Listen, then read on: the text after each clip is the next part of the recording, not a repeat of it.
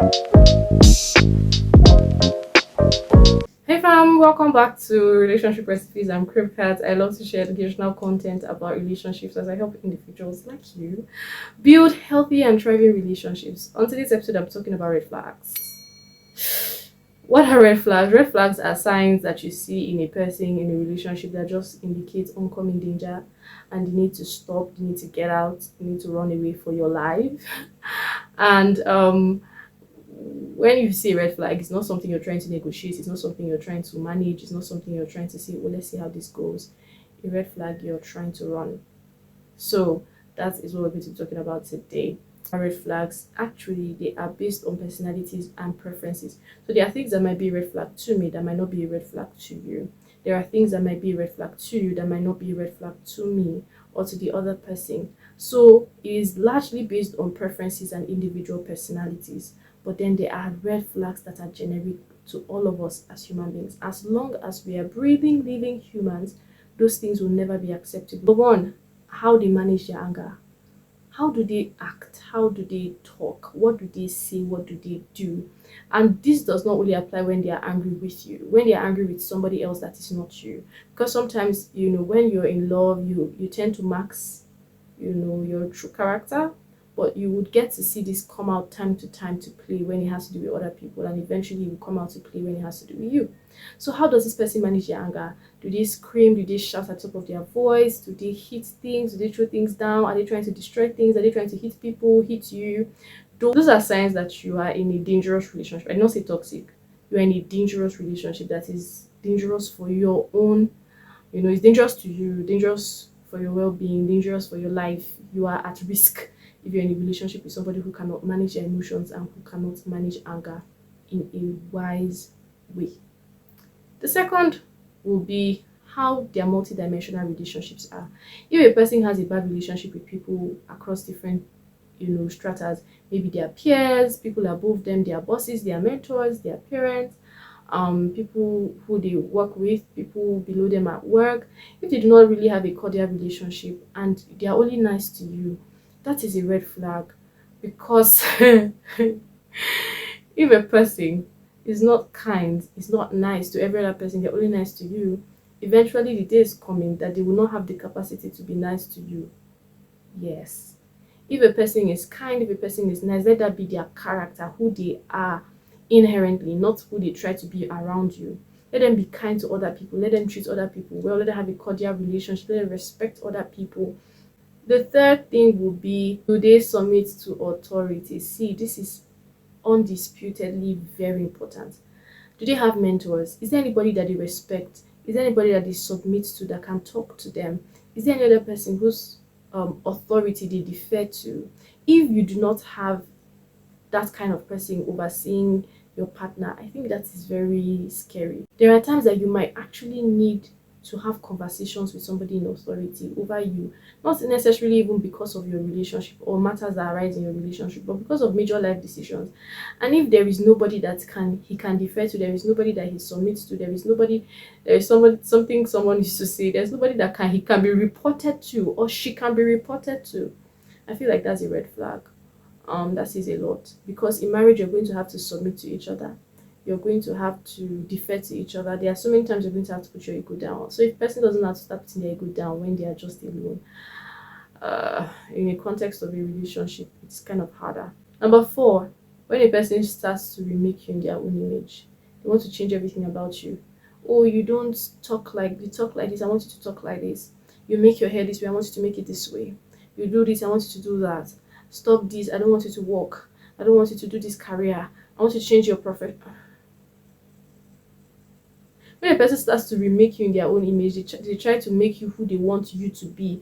They try to adjust you to suit their own mental models of what a partner should be. That is a red flag. That is a red flag. Oftentimes, if I find people actually dance and buy into this until they lose themselves, and years down the line, they are resenting every inch of not only themselves, of their relationship and their partners. If you see somebody trying to change you, you are not the right person for them. Honestly, walk away, because what they are looking for, it's possible that they can find it somewhere else, and you are just not it. Your uniqueness, the things that are special about you, somebody's going to appreciate them. So why waste your time with somebody who is trying to change you to be somebody who you are not? You're your happiest self when you're your authentic self. You're your best self when you're your authentic self. So why try to change because somebody does not really appreciate who you are, when there are so many people out there who would love to be with you because you are authentic, because you're who you are, and who appreciate everything about you? It is very important that when you find somebody trying to change you, trying to tell you who they want you to be like, trying to model you, shape you after a different order that you are not, you walk away. I didn't say somebody trying to help you be better. I didn't say somebody trying to help you unveil your potential, but somebody that is trying to insistently change you to be who you are not.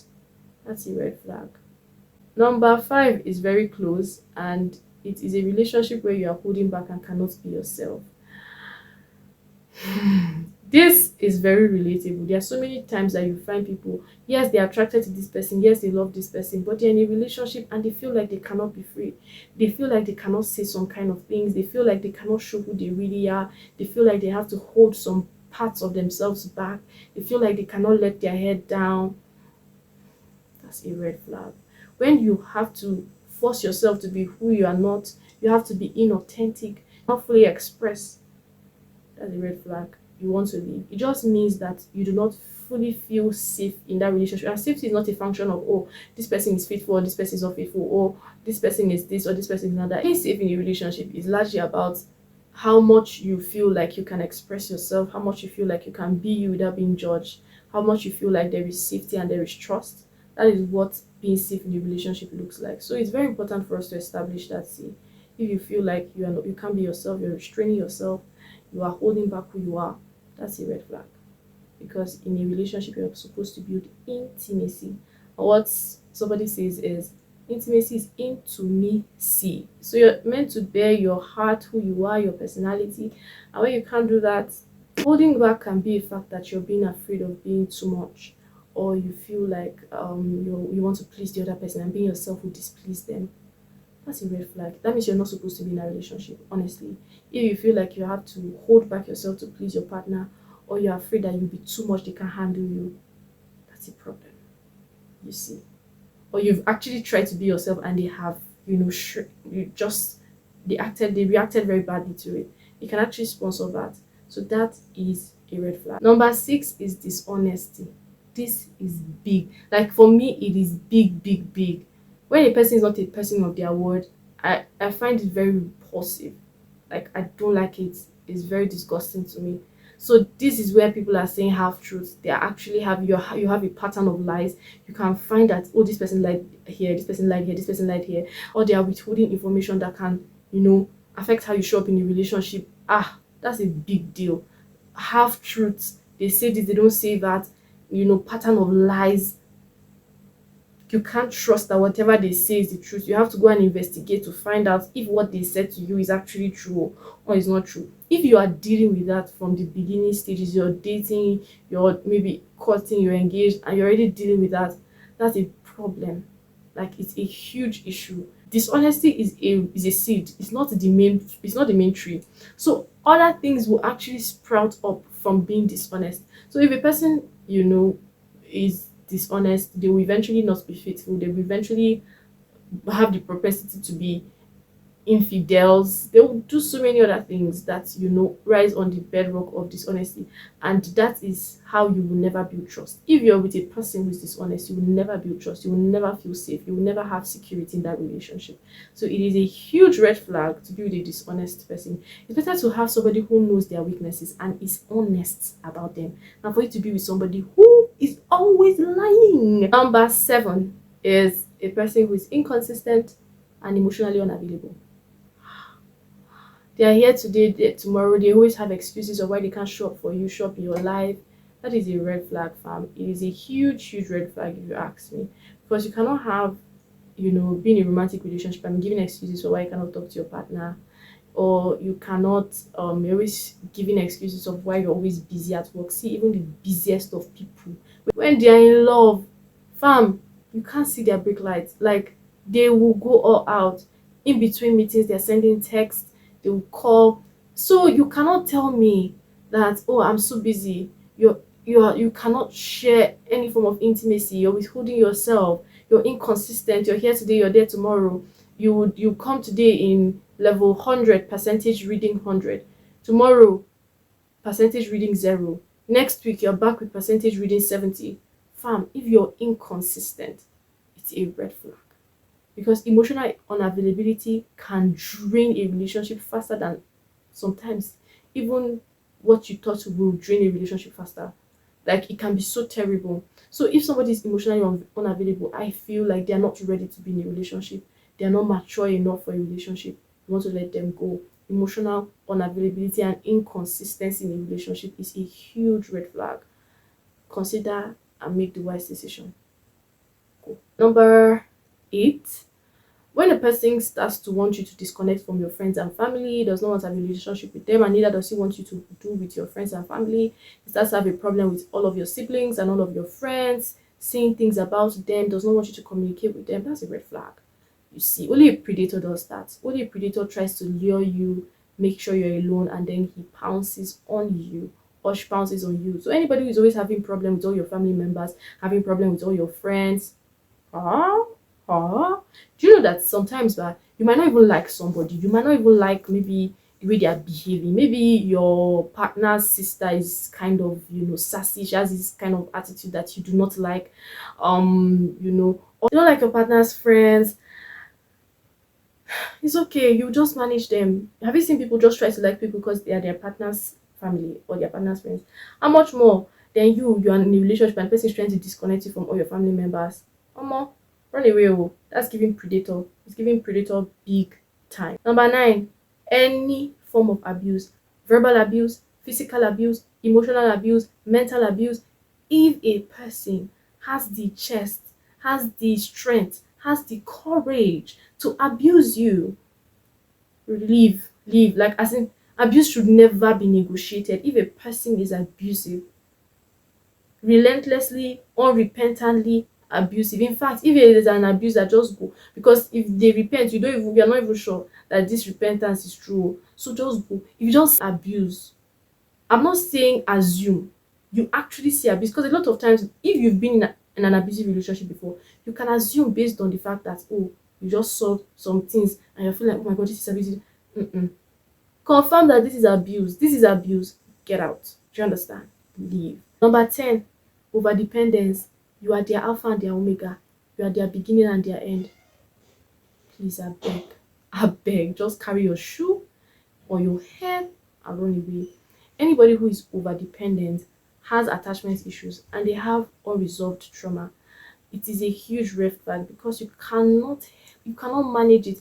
There are other, like, baggages that come with over dependence. When they don't have any life outside of you, you are their beginning and their end. They don't have friends, they're not talking to anybody, you're the only one that they talk to. That is a red flag.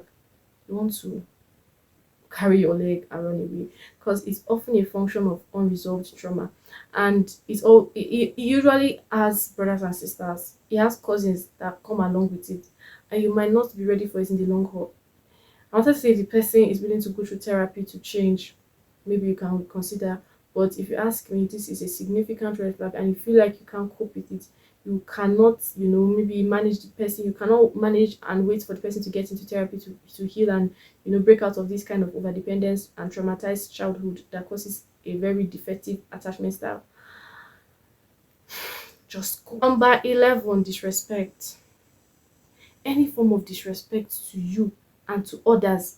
Not only because I've told you, if somebody is doing something to other people and he's not doing it to you or she's not doing it to you, don't feel like you are safe. Don't feel like you are safe. Because you know what? Romantic relationships are the context to experience the loudest dimensions of people's character. So if somebody is being disrespectful to others, or they are disrespectful to you, it is a red flag. If somebody does not understand the dignity of humanity and the need to respect other people, it is a red flag. They talk down at people, they are condescending, they insult people, mindlessly. That is a red flag. You want to pay attention to it. You cannot just let it go and let it sleep. You see. Finally, number 12, communication. See, this is I don't want to call it a full red flag, but it might be a yellow flag. Communication is I'm calling it that because where I am from, which is Nigeria, people are not taught to communicate well. There's so many things that your family members did not tell you. Oh, this is how to do, this is how to say, this is how you should respond, this is how you should behave. There are some conversations your parents were not willing to have. And that's kind of affected a lot of grown-ups because they don't want to talk, they don't know how to have conversations. Sometimes they're afraid of confrontation, and so many other toxic things that we picked up from being Africans, you see. So it is not a complete red flag if a person is willing to change. They have communication issues, they don't know how to communicate, they have a problem with confrontation, they do not know how to clearly, express themselves. It might be a function of the way they have been raised. So are they willing to change? Can you see them making efforts? That's different. If a person has communication issues but they don't even reckon, they don't even agree with you that they have issues, that's a red flag. You want to step back. You want to step back. So it's very important to understand that yes, communication is a red flag, but which context do you have? And don't try to make somebody look as if they're teachable when they are not. Tell yourself the truth. Tell yourself the truth. You know if this person is teachable, you know if they are not. So don't be lying and be saying, oh, the person is teachable, the person loves to know how to do better when the person is not making zero efforts. Tell yourself the truth. So I hope you learned something from this episode. I really enjoyed filming it. Red flags. Tell me tell me other red flags in the comment section. What other red flags, or what are your personal red flags? I talked about this being a generic kind of thing. So what are your own personal red flags? Please share with me in the comments. I would really like to hear from you. Please share this video with someone. I know you would really, really, really, really, really find it helpful for some people. If you know somebody who's in a situation and you're already seeing red flags and then they're not seeing you, just help them, guys. Help them. Send this video to them around the way. Please leave me a comment, leave me an emoji in the comment section. Let me know that you enjoy this, like this video, share, and ensure you're subscribing, because why not? Why would you watch this video and not subscribe? Thank you so much. I look forward to seeing you on the next one next week. Bye.